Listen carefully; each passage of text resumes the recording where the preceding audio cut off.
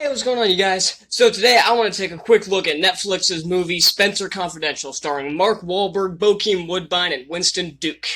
To unravel a twisted murder conspiracy, a former police officer and ex-con returns to Boston's criminal underworld. Now, this movie came out back in March, and I didn't have any desire to see it back then, so I put off watching it for a few months. But about a week ago, I didn't really have much to do, so I thought, what the hell, let's give the movie a shot. Um, and I've looked at the reviews for this movie, and they are anything but kind. I think it's sitting at like 37 on the tomato meter, and IMDb is not being that much kinder to it. So I went into this movie expecting to hate it, and which kind of sucks because I really like Mark Wahlberg. I think he's a great actor and a great action star, and he's already been in one of the movies I reviewed already, Scoop, and I actually really liked that movie. So I was hoping to like it, but I had a feeling it was going to be another one of those generic police movies, just with the guy being an ex-police officer instead. And yeah, that's kind of what this movie is. But I also kind of liked it. I thought it was okay. It was harmless and nothing else.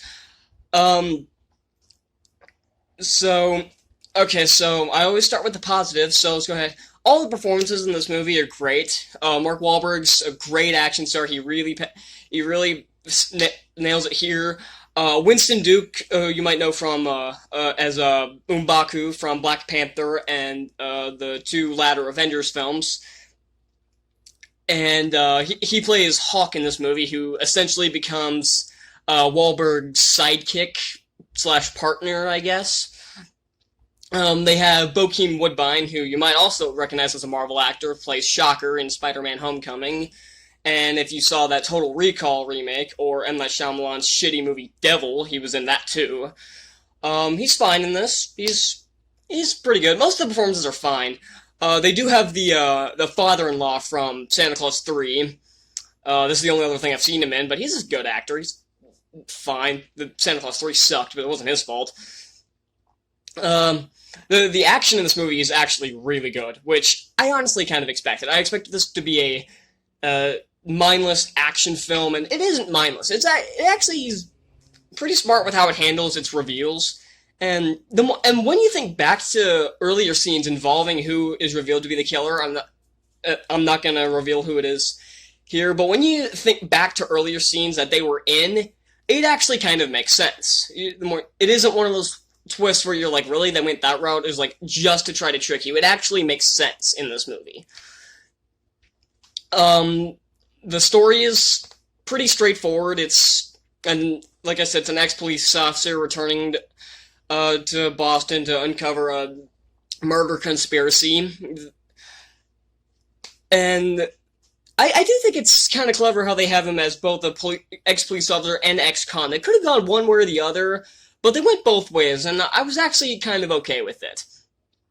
I'm trying to think of what else to say. There's not much to say about this movie, honestly. It's not a bad film by any means. It's kind of like My Spy. I mean, it's not like My Spy, but it has kind of the same problem. It's kind of forgettable once you really think about it. It's a fine movie to watch, but it's not the kind of movie you're gonna watch like on repeat. You're not gonna want to watch it constantly. It's gonna be one of those things where like you watch and like, yeah, okay, this is good. It's fine. I don't really have much desire to watch this again, but it's fine for now. And maybe sometime when you're bored, you'll put it on again for some mindless action. The movie's good with its action. The musical score isn't much in this. Netflix hasn't usually been known for their action movies, but this year they've really stepped up their game. Because I thought Extraction was pretty good, and it had some of the best action I've seen in a long time, which makes sense as that movie was directed by a stunt coordinator, and the action in this movie is great as well. I'm honestly shocked that a streaming service is making action this good. I thought Mandalorian was peak, but Netflix is really stepping up their game. I'm pretty sure Mandalorian might have something to do with that. But I'm not here to talk about that.